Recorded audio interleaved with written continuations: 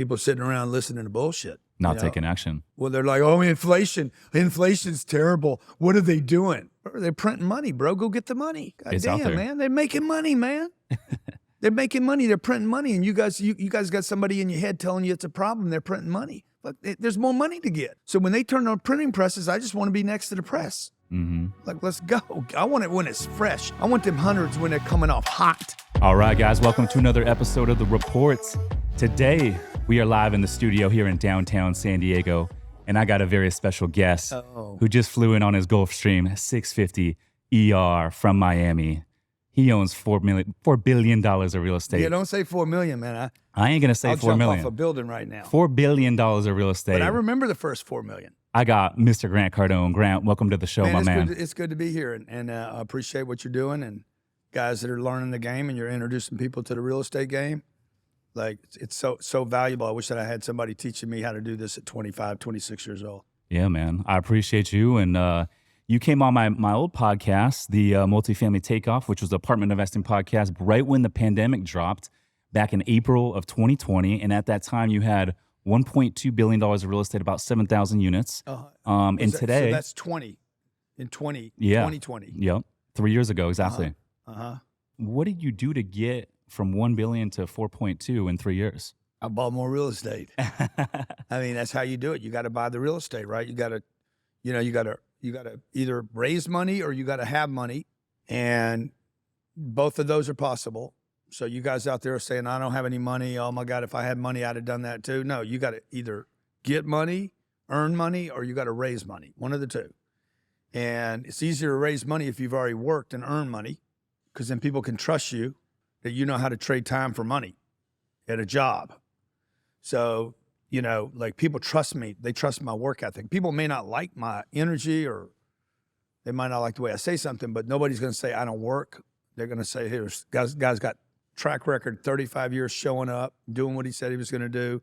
Yeah, he's cocky and he's this and he's that and he says whatever he wants. But look, you probably would too. Like yeah, but I do what I say I'm going to do too. And then I stack real estate assets. We picked up $3 billion, almost $3 billion during the pandemic, and then took a hiatus. We haven't bought anything in the last year, and I'm about to blow this portfolio up. So next time I'm on this podcast, I'll be at 10 billion. This cycle right now that we're in is going to be the biggest real estate opportunity of my lifetime. And everybody that's listening, like it's time to be ready all the time, not get ready, because it's happening right now. Yeah. Well, let's talk about that. So right now we're in a high interest rate environment. The Fed's got all the control with the interest rates. We saw a lot of people in 2020, 2021, a lot of apartment investors, myself included. I got into a couple value add deals, floating rate debt, Freddie floaters. Yeah. And a lot of people got caught. We just refinanced out of both of those. Our debt service basically quadrupled. We had 200 basis point rate caps, went through the roof. But luckily, you went to fixed? We went to fixed about 5.5 a few months ago. Good. Luckily, we were able to increase our NOI enough to where we were able to do cash out on one of the deals. The other one we were able to refi nice and clean. But other operators are not in that same position. Mm-hmm. And so there's a lot of news and volatility in the marketplace. There's a lot of bad news out there. So what are you seeing now? Bad news is your friend, though, man. That's in true. Real estate or any investing, bad news is the friend. There was a guy named Nathan Rothschild that said, buy when there's blood in the streets, even when it's your blood. A lot of people don't know the last part of that. You got to, when there's fear, or capitulation, or problems like we have right now. The Fed's created these problems. Jerome Powell has created every problem that we have in real estate today, including this thing that he hides behind, inflation. The inflation was caused by the supply chains blocked up because of COVID and because things weren't getting shipped around the country. It was not caused because inflation is not caused because of printing money, even though that's what most people believe causes inflation. If I print $1 trillion and leave it in this room, it would fill up more than this room. But if I printed $1 trillion or 4 trillion or 6 trillion, whatever they just did, and leave it in this room, there's no inflation. It's a non-event. So this idea that printing money creates inflation is not the truth.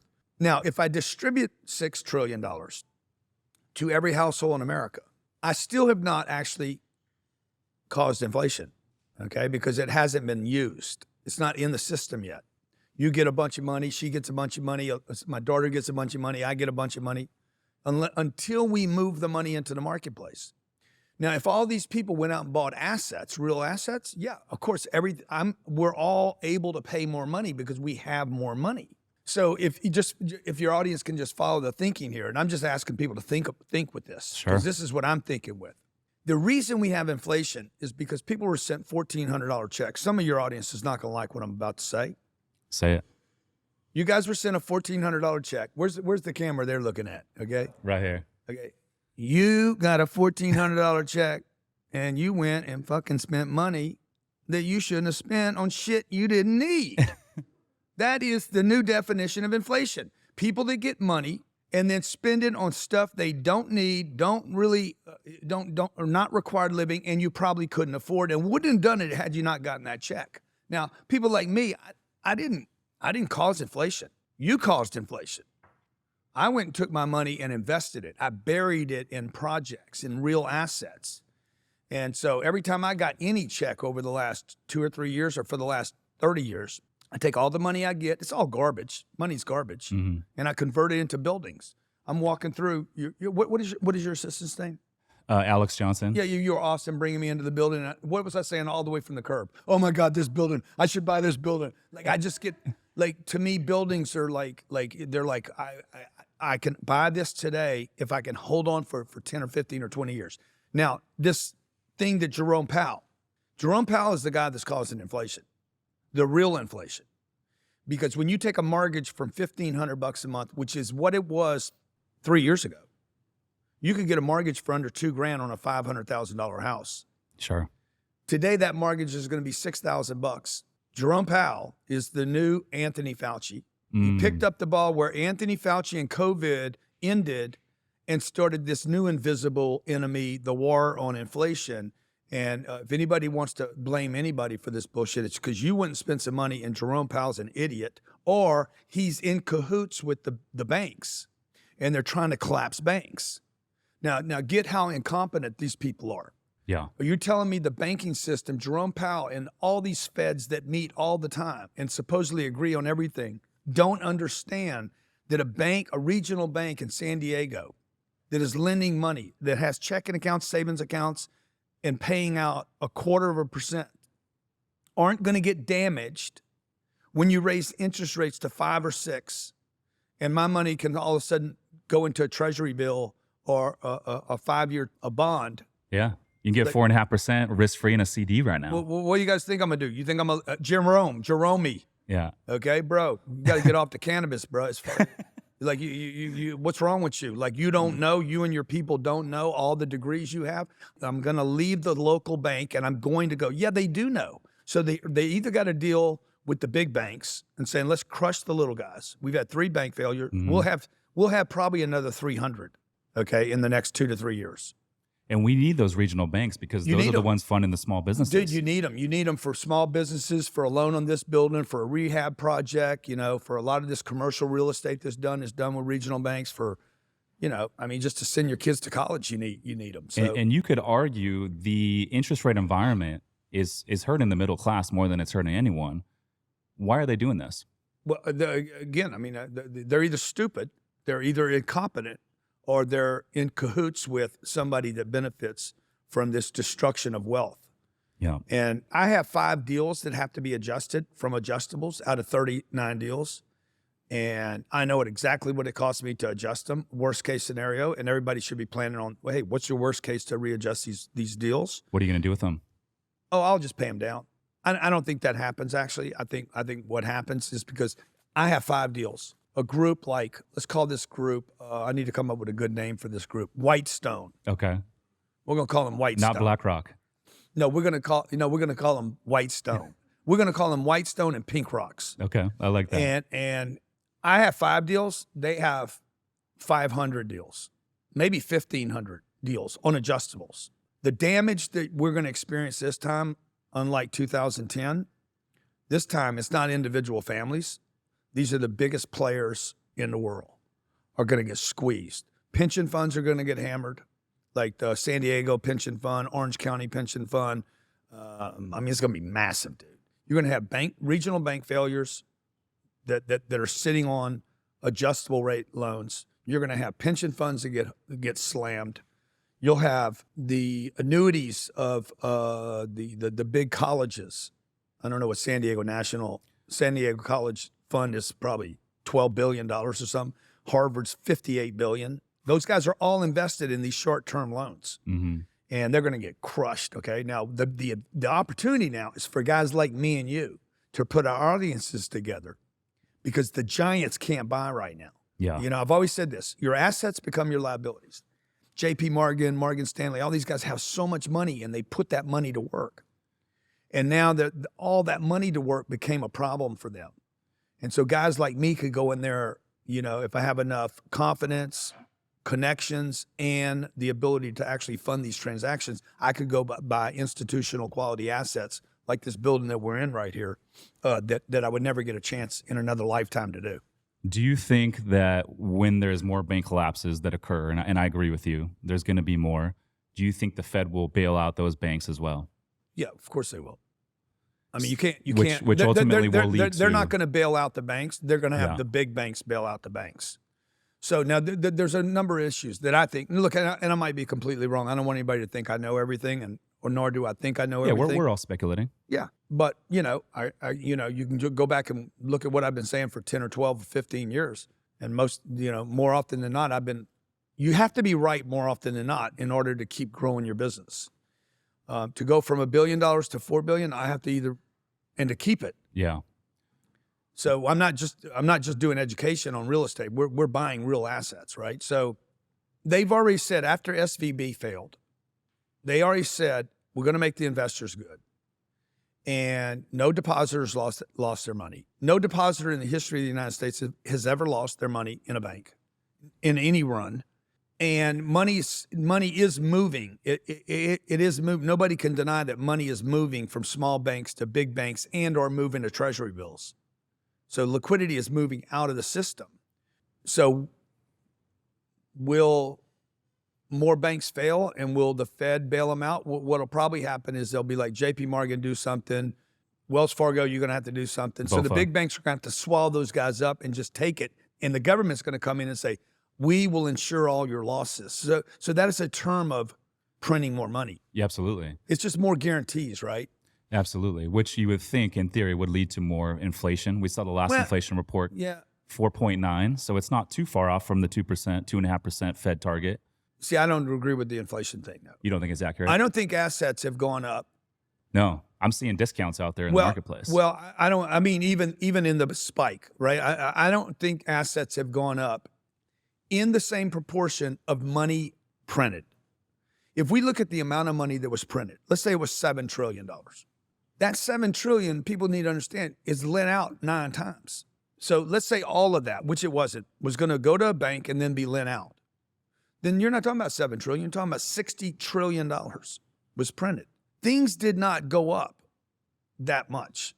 Yeah, okay, maybe an apartment building for us that we were going to pay $120 million for. We were able to pay $135 million for it. That's a 10% increase. We printed more than 10% of the money, bro. 40% of the money supply was printed from 2020 to 2021. Exactly. So if we printed 40% more money, some people say it's 60%. Some people say 80% of all dollars today were not in circulation 3 years ago. Prices didn't go up 80%. No. Now, if rates were still 2.5, maybe they would have, bumped up a little bit more. Yeah, maybe. But they slammed those rates. The rates are going to go to 2.5 again. When do you think they're going to normalize? I think maybe by the end of the year, we breach 4 again. Okay. And by next year, before the next election, we'll breach 3 again. Hold me to that. Let's see if I'm right. No, I'd love to circle back on that. Great clickbait. Cardone says rates break 3%. Yeah. I think we go back to 0 again in the next 3 years. That'd be something. So I want to go back a little bit because I think a lot of people that follow you, they don't realize that you used to live in San Diego, California, and you did your very first apartment deal here in Vista. Yeah, that's right. 30-something units. I remember when you came on my podcast a few years ago. Tell me a little bit about your mindset then, because obviously I know your background and, that was your first deal. What was your mindset going into that first deal here in San Diego? Look, I didn't know anything. I didn't know what I was doing. I just knew I'm stealing this. All I knew was I'm stealing this piece of real estate. And nobody could talk me out of that because I'm stealing it. It was 48 units. It was $1.9 million. The guy he spent $5 million to build it. I'm like, this is like, the fact that I got it, I'm not going to give the credit to God because I'm the one that signed the damn documents because God was not there when I was signing the documents, but he at least gave me the courage to go say, God damn, this is a deal. This is like the difference between seeing a good, if you're a guy, a good girl, a good partner and just a chick. Yeah. There's a big difference, right? This was an unbelievable piece of real estate. I mean, it wasn't an unbelievable piece, but it was priced perfectly. It wasn't too big. I couldn't, if it had been 50 million, I wasn't looking at $50 million deals. I should have been. And you were using your own money then? Oh, of course. I used my own money up until 4 years ago. I never used other people's money. That being said, all the money I have is someone else's. Okay, so you guys are like other people's money. Every penny you have right now was somebody else's money. So when I go work and somebody gives me $1,000, when I was 20, when I bought my first deal, I was hustling car dealers, selling them education. Car dealer gives me 10 grand. I take the 10 grand. I lived off of 1,000 of it. 9,000 went into real estate. Those are tough people to hustle. I used to be in the car business. Car dealers didn't know it, okay? They were pounding me. All you car dealers out there, you cheap ass. You underpay your people, okay? Some of you are really cool people, but most of you treat your vendors like shit. I was one of the vendors. You treated me like shit. You didn't give me the time of day. You treated me like I was nobody, and I was, okay? What you didn't know was every time I got a little money from you, I went and bought some real estate. Now you're like, how's he flying over our dealership? Okay? Because I use your damn money to provide your people with education, and I took that money and I banked it into a real estate deal. And so that's what I was thinking back then, dude. I was like, okay, I'm going to buy this. I thought about it like this. I'm stealing it. I'm going to make 12% on my money. Freaking 12% is a lot of money to me. Yeah, double digits. And I still have the real estate. Okay. Yeah. 3 years later, somebody comes and offers me $5 million for it. I paid 1.9. I put 350 down and I sold it because I didn't understand the game fully. Yeah. That thing's worth $22 million today. I should have refinanced it, got my 350 back, just kept the property. I'd still have it today. I'd have collected rent for 30 years. I shouldn't have sold it, but I didn't know. I didn't know the whole game yet. But that deal led to what you have today. So yeah, I shouldn't have sold that deal. Yeah. Don't make sense of it. No, absolutely. I was speaking at an event this day, and this woman ran up to me, and she's like, oh, my God, we haven't seen each other in 25 years. Sabrina walks up and says, what's the connection here? Sabrina's my daughter. And I'm like, well, me and this woman used to hang out. Oh, really? Well, yeah, before your mom, we hung out. How'd you hang out? What are the chances? Right. So that girl made a mistake. I'm going back to mistakes. That girl should have closed that deal. She's thinking that right now. I guarantee you. I like. She broke up with you? Well, we never consummated the agreement because she was resistant to the pitch. Okay. She did not trust the flair. Yeah. The 10X movement. I said, if you're into your self-improvement, you need to get involved in the 10X movement. There was no. Let's go home with Grant Cardone. There was no PJ She's back like, I ain't then. going home with you. That's good stuff. So a few years ago, you had a G550. And I know recently you traded that thing in, and you got a G. I sold it. You don't really trade them in, but okay. And now you get a G. It's not a Honda. It's not a Honda. They got Honda jets now. I sold my 550 to Tim Draper. Okay. Bitcoin guy. Okay. And then we bought this 650 from a Russian guy right before Ukraine went down. What does that plane cost you? Hey guys, real quick, I hope that you're finding value in this show. If you could do me a huge favor and drop a 5-star review on Apple Podcasts or whichever platform you're listening on, it would mean the world to me. Also, if you know of anyone that would potentially benefit from this podcast, feel free to share it with them so we can help more people build wealth through real estate investing. Now back to the show. That plane probably cost to run or to buy? To buy. Oh, that plane's $70 million, brand new. What does it cost to run? Like you flew from Miami to San Diego. It's $3 million to run it per year. What does it cost in fuel? I don't know. I have no clue what it costs today. Fuel? Yeah, like you flew from Miami out here and you're going back today. What is that? I have no idea what the fuel costs. Okay. You don't calculate fuel when you own a jet. Yeah. Because it doesn't fly anywhere without fuel. So see, there's some things you should not calculate. And fuel would be one of them. You know, it's like the cost of fuel in a car doesn't matter because the car can't run without the fuel. Without the fuel, the car's worth nothing. Yeah. So that jet holds 100,000 pounds of jet fuel. They sell it by the pound, not by the gallon. And when I was growing up, dude, my mama was worried about the price. Gasoline was 25 cents, and my mama was worried about it. So I was brought up in this mentality, worry about, you know, price of gasoline, go the shortest route, you know, put more air in your tires. Man, I was trained with all this crazy bullshit. Put more air in your tires, you'll spend less gas. I'm like, why am I'm worried about 25 cents. I need to worry about $25 million. And so now I needed to get rid of that old thinking and say, look, I don't need to worry about the price of the fuel because otherwise I can't move that plane. Yeah. So how do you get out of that mindset? I flew in just to do this interview with you, bro. And dude, I'm excited that you're here, man. Yeah. Yeah. Yeah. So how does someone get out of that mindset of contracting and being fearful of losing money to, okay, now I got the abundance mindset. I'm gonna focus on making more money. You got to sit down. I think what I did, I'll just tell you what I did. I sat down and said, okay, what is everything that I believe in to be true that's not? What was I trained and educated by my parents? What did I take in, whether I agreed to take it in or not? What have I bought into? That if you're 3 years old, you're picking up information from your parents. If you're 5 years old, you're picking up information. Every time they go to the store and your mom's at the store, we can't afford this. Well, then you're buying that. You probably heard that 500 times. Yeah. I want this, Mama. You can't have that. That's not ours. Don't touch that. Don't talk to strangers. All these things are impressions that are like, bang, they're just banged on us. Like, and then we start like, okay, this is the truth. And so you operate with these things that are not true, that you think are true, and then they hold you, and you don't know why you can't get out. Yeah. So you then you start blaming other people or some other group or that. No, you're the problem. So what I did was I sat down and just made a list of all the things I believe to be true that are not. And I got my list. I know that what that list is today. Number two, then I could start saying, okay, what behaviors do I need to change? You know, like saving money. Like I'm a big saver. I was always a saver. I lost a quarter when I was 8 years old.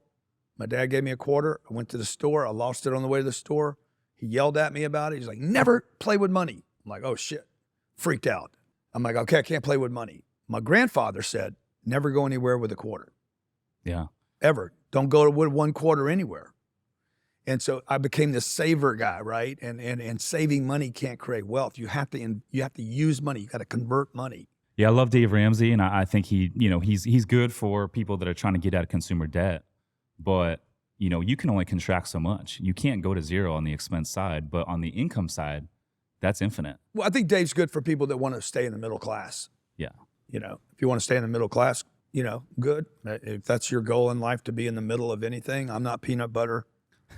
I don't really want to be. I grew up in the middle. The middle of a crowd does not seem like conducive to my survivability. I don't want my kids to be middle kids.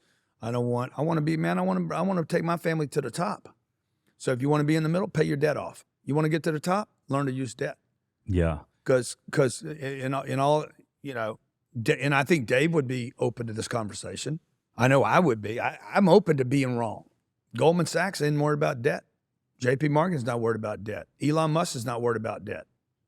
They have debt. They use debt. Apple Computer has debt. Apple Computer has $200 billion in cash, and they borrow money today. Why is that? Because they want their cash reserves on their balance sheet, knowing debt is not the devil. Okay, bad debt, using debt to buy a Gucci belt, well, that's just stupidity, But using debt to buy a building that provides me with income, not a house, by the way. I own 2 homes.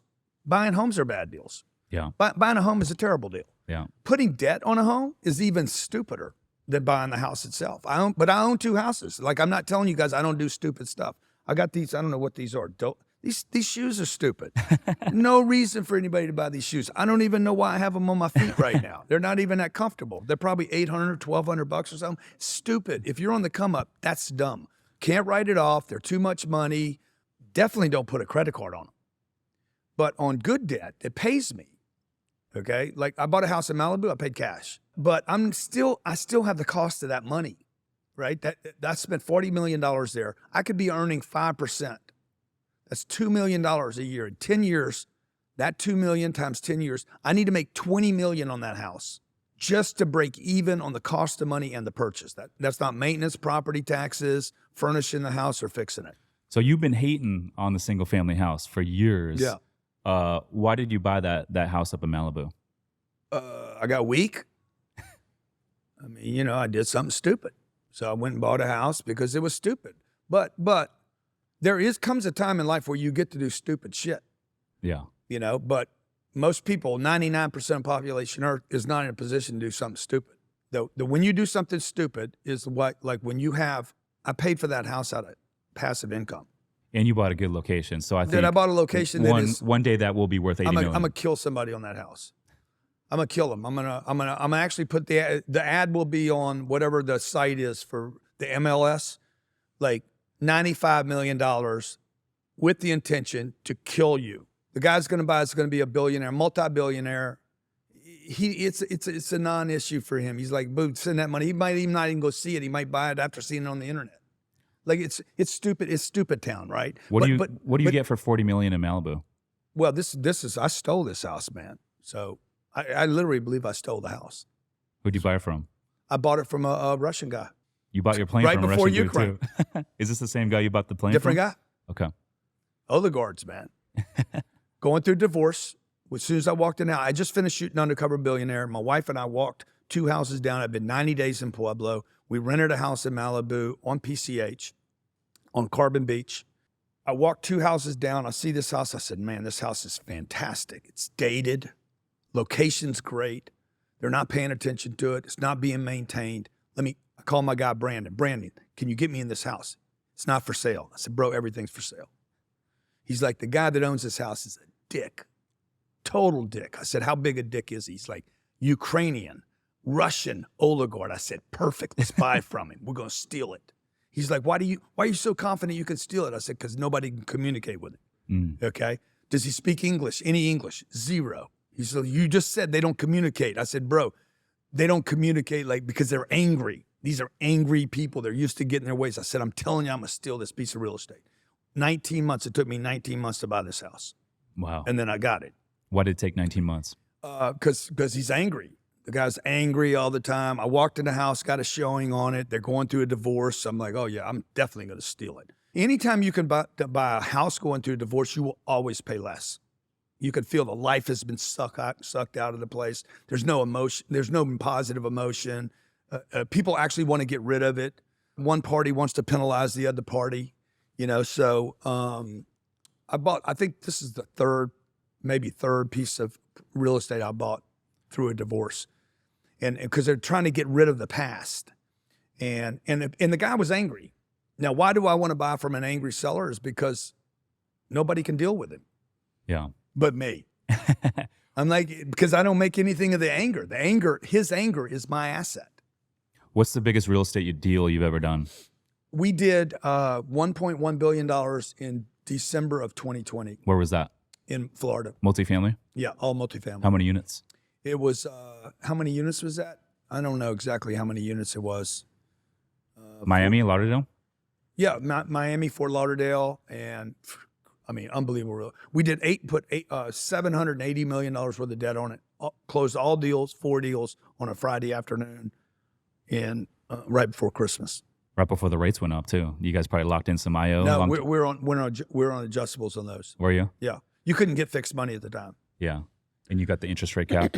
Yeah, and those are the deals that I'll be adjusting. And I'll personally. You won't refi them right now into fixed? I might. I mean, because I think rates are going to come down anyway. Yeah. But I'll wait for rates to come down. Like I'm doing a refi right now for sub-5 money on a deal. That's not bad. You guys are buying that down? Nope. That's not bad. So you mentioned when we started recording that you put a pause to buying. You guys haven't bought anything in a year. 10 years interest only. 10 years IO. That's not bad. On sub-5. Assumable too. This wouldn't be. Okay. This wouldn't be assumable. So you haven't bought anything in 10 years. I'm sorry. Yeah. 1 year. Yeah, 1 year. What do you do? We bought an office building from Goldman in Phoenix in Scottsdale. I saw that. Yeah. We got a luxury Airbnb out there that we do. We were just out there recently, Scottsdale, but I saw you had the office out there. Yeah. What do you guys do in the office? It was 77% occupied by Goldman. Goldman doesn't, they own hundreds of millions Everything. of dollars of real estate. They buy it. They don't even go visit it. Yeah. There's nobody running it. There's no heartbeat. There's no love. There's no commitment. It's an entry on a spreadsheet. This is unfortunately what America doesn't understand about this asset class. These are owned by machines. These are not individuals. You're not buying the house that Harry and Brenda bought 30 years ago and they're trying to make 80 grand on. These are institutions that have entries on a document, and the documents go this deep, and they have where is it? There's no address. They've never visited it. There's no love in it. They don't know what color it is. They don't know who rents it. They were at 77%. They bought it 7 or 8 years ago. They were at 77% when we bought it. We owned it for 72 hours and took it to 95%. How'd you guys do that? Put in tenants. I go on social media. Hey man, I bought a place. You want to rent next to me? And people called up, said, hey, I'm interested in looking at your space. And so we'll just activate it. Things have to be activated. All real estate has to be activated. Yeah. Those guys at Goldman Sachs, they're probably not on social. No, they're not. If they are, they're on a private account under a different name and a burner phone. Yeah. I feel like those hedge funds, are. The hedge funds, the Goldman Sachs, BlackRock, those guys aren't on social. Funds. They are, but they're not. They're as voyeurs. It's a different way of doing business. I know for sure they're on, because I was at the Milken Institute, and I got people coming up to me that work for those companies that shouldn't know me, and they know me from my Instagram. I'll give you the clip of this. I'm sitting outside at the Milken Institute. What's the Gavin Milken Institute? Huh? What's that? It's a $50,000 ticket for a 3-day event. Okay. And there's 4,000 people there. Okay.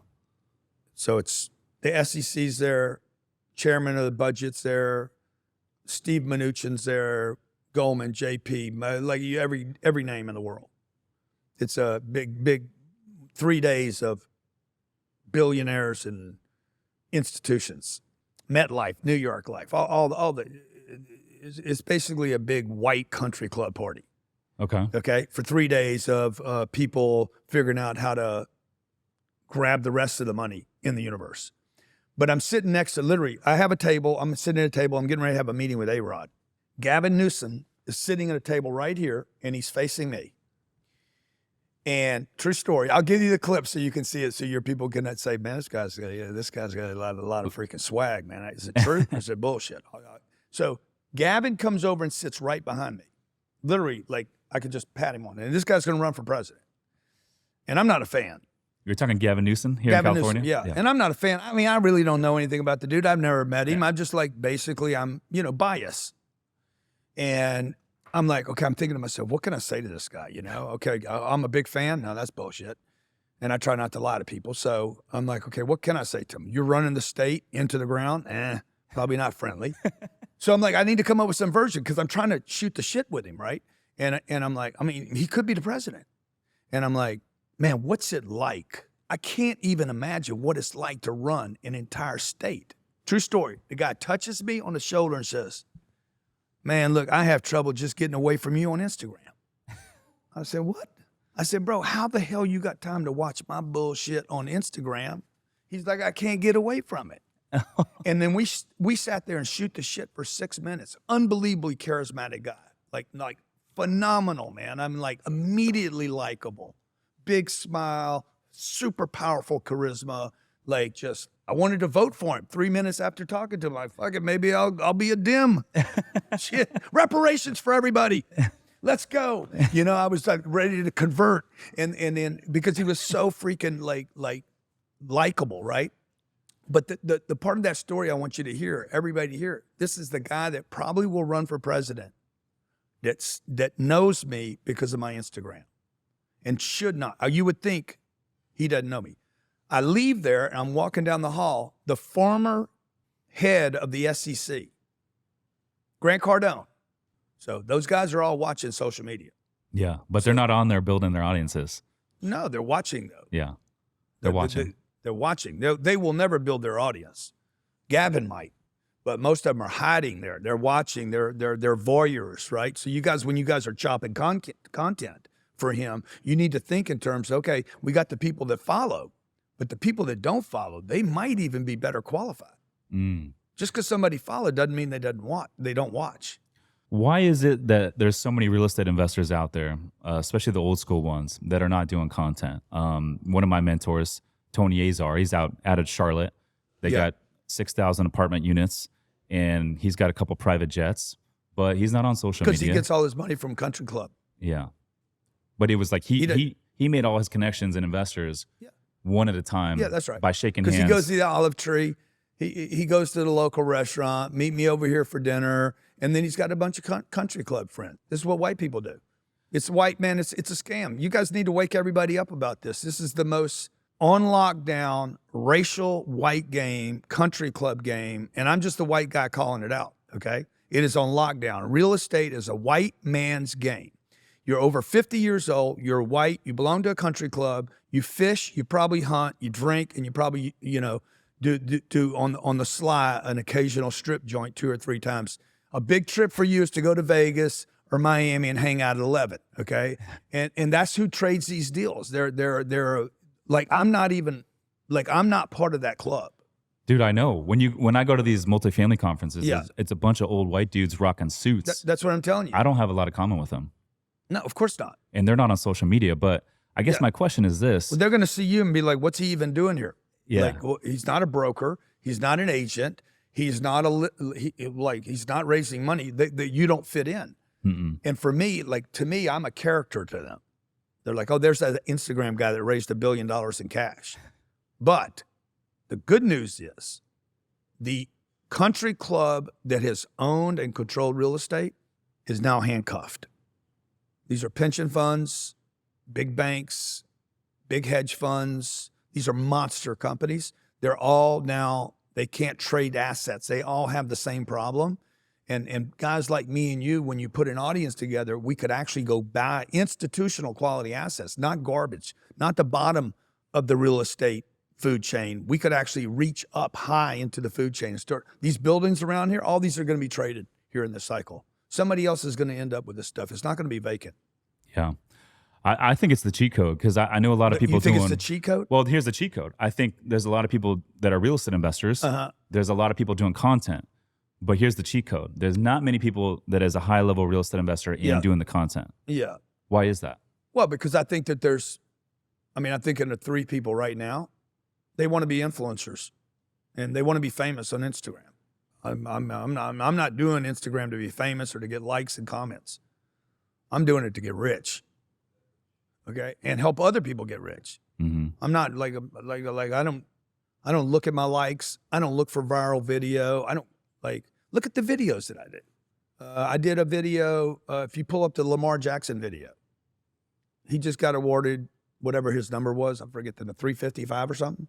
Look that up. You're talking about Lamar Jackson, the quarterback for the Baltimore Ravens.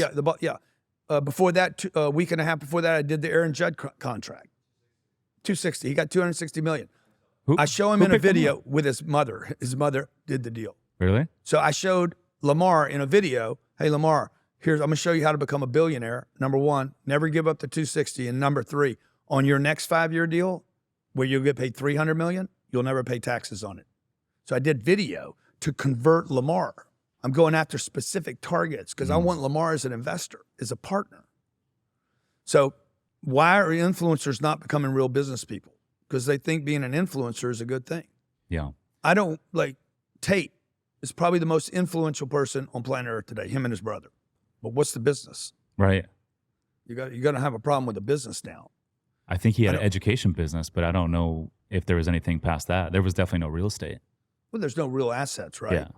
And even if you have real assets, you don't want to go to jail to defend yourself. So, I don't want to enjoy my real estate from jail.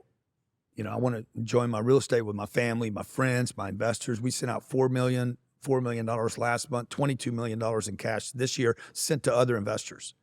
So why are why are the content people not making this a business? Some of them do, some of them make it an education business. But even the education thing, I think a lot of guys don't understand taxes. The education thing is the taxed event. So if you give me $10,000 for education to come spend 3 days with me, I'm paying 50% of that's going to the federal government. It's active income. Yeah. So you put $10,000 in a real estate deal with me, I don't pay any taxes and you don't pay any taxes. We wait for the asset to go up in value. That's where 80% of my time is spent, either buying deals, because money finds the deal. You got to find the deal, communicate the relationship, get a contract. We did one this morning, $80 million in Florida. What'd you buy? 320 units, 312 units in Panama City for $225 a door, brand new. What does it take for you to do a deal right now in this climate? Learning to become a successful real estate investor can take a lot of time and dedication, which some people just don't have. If you're one of these individuals, this doesn't mean you can't invest in real estate. My company, Summers Capital, is buying a bunch of boutique hotels right now, and you can invest with us in these deals without having to do any of the work. Our team sources the deals, we secure the lending, we take care of all the renovations, and we even handle all the day-to-day operations with our in-house management company, making it truly hands-off and passive for our investors. If you want to learn more to see if we can help you, go to summerscapital.com/invest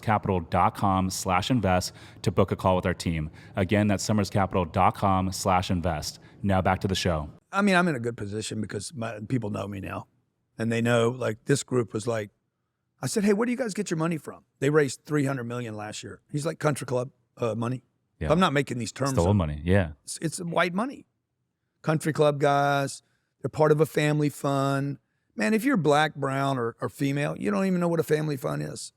Like, you're a person of color. Oh, family fund. What? Oh, we're having family fun? When? When are we having family fun? No, a family fund. F-U-N-D, man. See, most of us don't know what that does. If you grew up the way I did, you don't know what a family fund is. So, you know, you see what I'm saying? Like, the game's kind of stacked against the little guys. So the thing that probably inspires me is I have this vehicle at Cardone Capital, and I know I can help millions of people. I can help literally millions of people play with me, and we can beat up the big guys. And I can kick the chip off the shoulder that I have with being bullied on the come up. So by the big guys. I love that. So tell me a little bit about the 10X Health stuff. I saw you did an interview with Dana White. Yeah. A lot of people have been talking about 10X Health. I'm interested in trying it. Tell me a little bit about what that is. Give me 10 weeks and I'll get you in the best condition of your life. Let's do it. Without you going to the gym. I'm not the gym guy, but with 10X Health, basically I met a guy named Gary Brecka he had a company called Streamline Medical.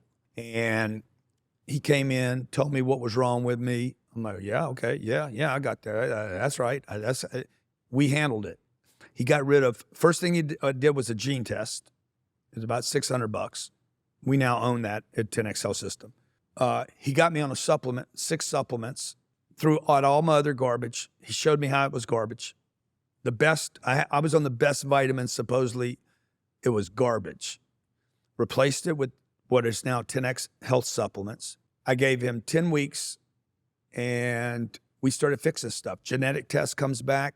He added some custom things that I needed specifically, would be different for me than you. It would be different for me than my wife. It would be different for me than it would be my twin brother. And then I bought the company about a year and a half ago. I was so impressed with it. Scaled it out, introduced it to Dana. Dana was sick, put Gary and Dana together. Gary said, there's nobody can help me, man. I'm over here fucking dying. I got COVID, I'm dying. I don't even know what's wrong with me. I don't want anybody to see me. And I said, Brecka, just tell him you can solve the problem. Dana saw him. We got Dana on the 10 weeks that I got on. And he was sold. Company's going to go nuclear. So what is it? Is it an IV? Is it vitamins? We do is IVs, we do blood, we do blood checks. We replace, we do a bunch of alternative stuff that's fairly aggressive but legal to do here. And we also have relationships in other places where people can actually start getting some of the alternatives that aren't provided here. But mostly the supplements, alternative healthcare, gene test. The gene test is a monster. $600 one time. You do it one time in your life. You have gene breaks. You have DNA breaks that are like thumbprints. You know, Sabrina's got them. I have them. And until somebody sees your gene breaks or your parents' genes break, there's no way anybody knows what's good for them or not. And then there's the foods that you're eating, you know. What does this gene test tell you? It's going to tell you, like it tells me that there's certain genes that my father and mother passed on to me that it's going to cause me to be a certain way when I eat or respond to certain foods. and that I can't process. So like imagine I'm a jet engine, right? But you put in a certain kind of fuel. You give me diesel fuel, but I need jet fuel, dude. I can't consume diesel. That's the same thing with the genetic test. It's saying, bro, you can't consume white flour. No, maybe you can consume white flour. Maybe you actually convert it to its highest potential because of the way your genes are set up. And so that's what it tells you. And we literally take 10 weeks and stay with you as an individual, which is what healthcare doesn't. They give you medication and say, call me if you need something. We stay with the individual to support them on this 10 weeks. So if I want to try this for 10 weeks, do I have to go into one of your locations, No. or I can just be here in San Diego and everything's... Yeah, we'll do it. We'll go to 10xhealthsystem.com/start. Okay. 10x Health System. It's a 3-month start, 12 weeks, and we'll support you. I'm going to check it out. Don't check it out. Do it. No, I'm going to do Just it. start, dude. You're not a checker. You're a starter, bro, and a finisher. Is he a gangster or not? Gangsters don't check on shit. They do shit. Action right or taker. wrong? How do you become an investor? You got to take action. You become an investor. Yeah. You don't gotta become do an it. investor reading. Yeah. I've learned where I've made the biggest gains or jumps in my investing career is like the second I have an idea, I just got to do it. Yeah. You know? That's what I do. Yeah. If I'm interested in something, I do it. Otherwise, I just say I'm not interested. But I want to clear my plate all the time. Like I'm done. I don't want to do that. I don't save stuff. Like I eat something. I ate as much as I wanted. When I grew up, like this goes back to education. My mama made me save everything. If we didn't eat the whole plate, put it in the refrigerator. Today, I'm like, I never eat the whole plate, and I throw the rest of it in the garbage. And I'm like, I'm definitely going to waste some food because I'm going to remind myself that there's no scarcity. Yeah. Every day, I'm going to remind myself there's plenty, there's abundance. There's so much money out there today that Dude, like it's crazy. everyone can win. It's You insane just how got to much go out money. there and get it. Everybody got a pay raise in this last cycle. Everybody should have made more money. Yeah. But people sitting around listening to bullshit. Not you know? taking action. Well, they're like, oh, inflation's terrible. What are they doing? They're printing money, bro. Go get the money. Mm-hmm. God It's out damn, there. man. They're making money, man. They're making money. They're printing money. And you guys got somebody in your head telling you it's a problem. They're printing money. But there's more money to get. So when they turn on printing presses, I just want to be next to the press. Mm-hmm. Like, let's go. I want it when it's fresh. I want them hundreds when they're coming off hot. Fresh off the press. Like I want it with like with the ink just stains my hands. So tell me about this new show. You got The Real Estate King. Yes. Super excited about it. Tell me what's We going have on The Real there. Estate King, For Love or For Money, How to Get Rich in America is a documentary. And then we're doing a 4th show right now called, God dang it, what is it? I just lost it. It's about the rise and fall. It's called The Rise and Fall of America of Great Companies. And the 5th show is Whatever It Takes. The one that we're like finished 10, I'm funding all of these. I'm done with the networks, okay? So I'm going to become a network guy now. I'll make all you guys famous if you want me to, all right? So, because the networks won't use social media for some reason. Discovery Channel is terrified of Instagram. It's insane, dude. They got like 60 million followers and they don't even post good stuff. So The Real Estate King is me, Ryan Secco, and Sabrina, Miss Sabrina right over there, side shot to her. We go to towns. San Diego was one of them. San Diego, Austin, Houston, 10 cities in America. And we actually are looking to buy real estate. And while they're there, we find a guy like you that has a deal, and I fund the deal for you and make you the partner. So you don't have to put in the money. Maybe you have money. You don't have to put in the money. You don't have to put in the debt. I do the whole deal and make you a partner in the deal. We're raising money right now for a fund. So you're saying you would be the capital investor. Yeah. If I like the deal, if I like the partner. I like that. Yeah. And so the show basically tests the deal and the partner, and then we pick. When does this show air? Well, we have deals actually right now. I have a deal with Warner Brothers on my desk, and Roku, and a third group that's asking me not to use their name. What? What's so funny, man? Why's the audience got to laugh? Okay, you got to get that guy under control, man. And so anyway, we're just waiting to see which one we're going to go with. Okay. Roku wants everything that I have. Like we'll take every show you have. Is Netflix on the table? That would be huge. Can the guy not read lips or what? What's wrong with him? That's what he was laughing at. Yeah. I didn't see that. Yeah. Okay. It's just a distribution place, right? Yeah. So, I mean, I'll get them all before it's over with, man. Yeah.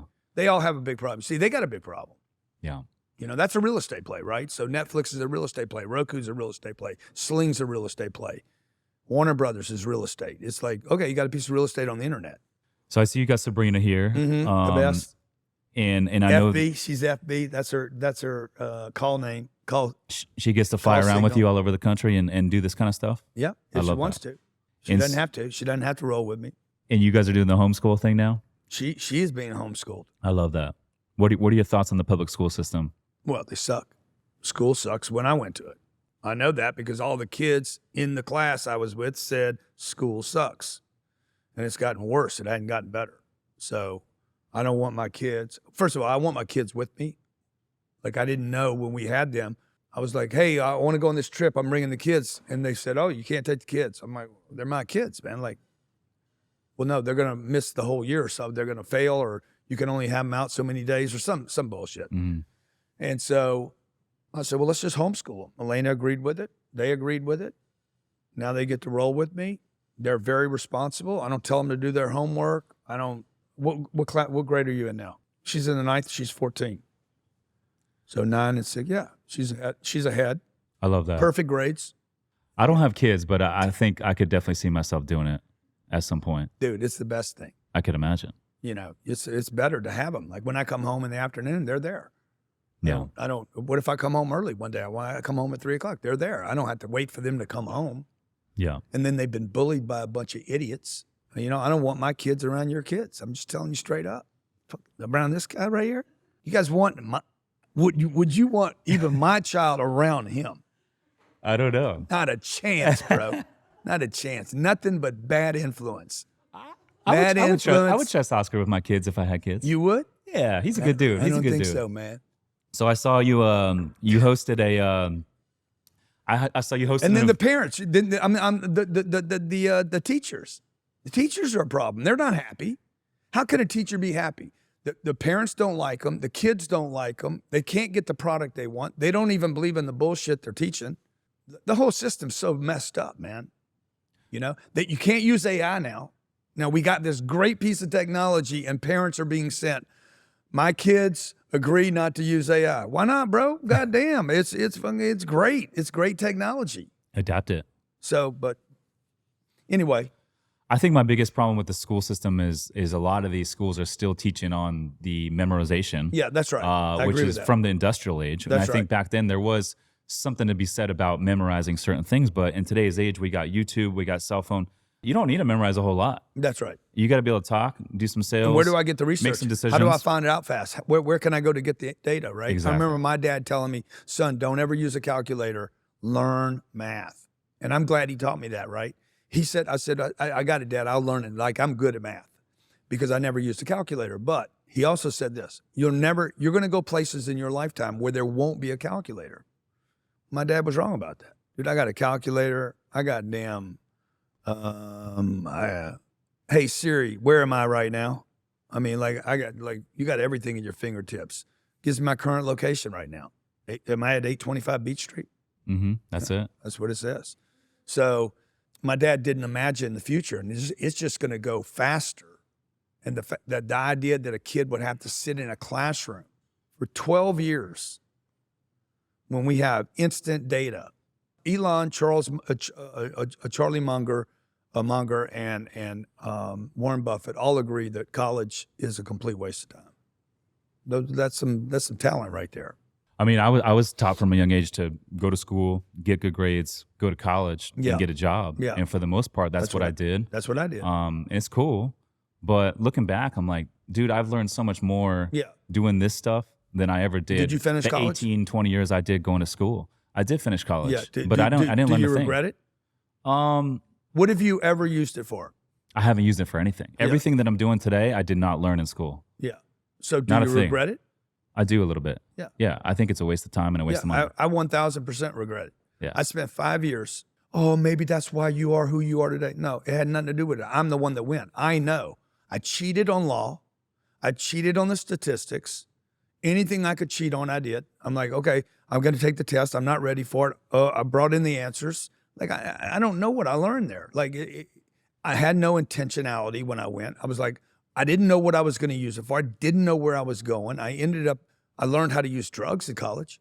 I learned how to miss enough classes and get through. I learned how to do that, but I didn't learn anything that I'm using today. What kind of drugs were you using in college? What drugs do you have? That's the drug I used. Yeah. So I was using everything. Started with weed. I was with Mike Tyson yesterday, and I'm like, man, I just can't touch that stuff, bro.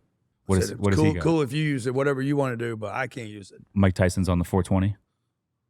What's the 420? The 420 is slang for marijuana. Oh, yeah.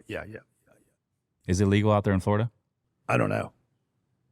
It doesn't matter to me if it's legal or not. I can't use it. Yeah. So there's certain things I just can't do. Yeah. And that's one of them. Because then it opened the door to all the other stuff. Gateway. Yeah, it was a gateway for me. So Yeah. I'm like, okay, I lost the privilege to play with that. That's not in my card. So, I give that up. There's a lot of things that you got to give up along the way. And I don't know how we got on drugs, but yeah, you asked me what drug did I use? I was lost, dude. I lost 9 years of my life to drugs that I regret. Tell my daughter all the time, I said, dude, don't ever do any of them. I'm telling you, there's none of them that are good. I don't care. Nobody can tell me any of this stuff is good. You can tell me, but you're never going to convince me. Yeah. So what's next for you, man? You built up the Let's $4 go. billion real estate deal. 40 billion. Portfolio. 40 billion. 40, you thinking 40? We're going to go to 40 for sure, maybe 100. How long will you take to get there? I think I can do that in under 10 years. So you got a lot of juice left in the I tank. got a lot of juice. Okay. I know I can get to 40 billion. Not even a question. Like What- 40 billion, I want to raise $10 billion in cash. I want to send out $60 million a year in Distributions. distributions. Is that right? Some big numbers, I man. want $5 million going out every month to our investors. No, $50 million a month going out to our investors every month. $50 million. 10x. I want 1 million investors. I want to have something to do with politics in the future. I do want to play there Really? some kind of way. Dude, I would love if you ran for president. I think everyone would. I don't know that I can pull that off, Would you do it if you had the opportunity? Would I do it if I had the opportunity? I would. There's so many people out there in this space that would get behind you. I know. But Could you imagine? You would tell Rock that you would vote for him. You would tell, you'd tell a lot of people, yeah, I'll vote for you. But I mean, a lot of people would say that, but Yeah. you No, need. I mean it. Yeah, I appreciate that, but I don't know that I'm likable enough to actually pull that off. I think I'm pretty unlikable to most people. Like I'm so. You either like me or you don't like me. The people that don't like me will be like, yeah, but he still did. He achieved some success without cheating. I didn't cheat. I cheated in college. I don't cheat in real life today. So I didn't take any shortcuts along the way. But I don't know that I could pull it off. I don't know that I have enough likability to win. And I don't know that I would change enough or be willing to change enough to win. I think you could. I think you would at least, at a minimum, have all the Republican Party behind you, or the majority of them, business owners, investors. Yeah, I don't know. Thank you for the confidence. Yeah. I don't really believe you because, I don't think I'm a Republican really. I want to change the education system. Let's forget the president thing. I want to go change the education system. I want kids to be able to get in and out of that deal in 6 or 8 years. There's no reason to go 12 years, man. If we shade 4 years off, that means kids could be working when they're 14 and 15. I was ready for work at 15 years old. I was ready to roll, dude. I was ready to make some money. I was ready to go knock on doors. I was ready to pick up checks. I was ready for responsibility. But what happened is they gapped me out. And so from 15 to 23, I got to keep finishing classrooms.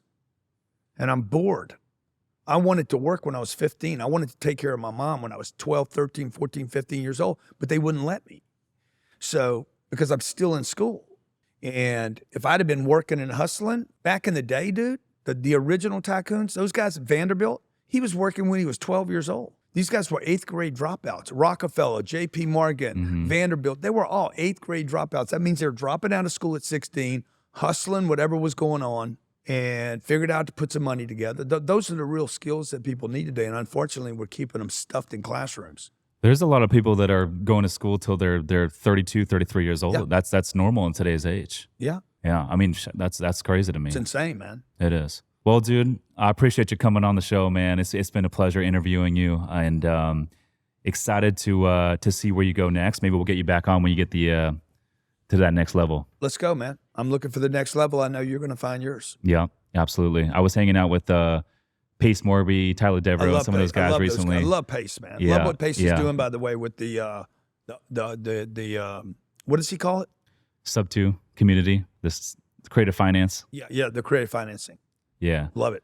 They mentioned that you hosted a really badass event for a group of them like out there in Miami. Miami. The next one, dude. I'd love to. Yeah, I'd love to be a part of it, man. Yeah. Anyways, pleasure interviewing you. Thank you so much, my man. I appreciate you. Thank you. Listeners, thanks for tuning in. We'll see you in the next one. Thank you to the listeners. Peace.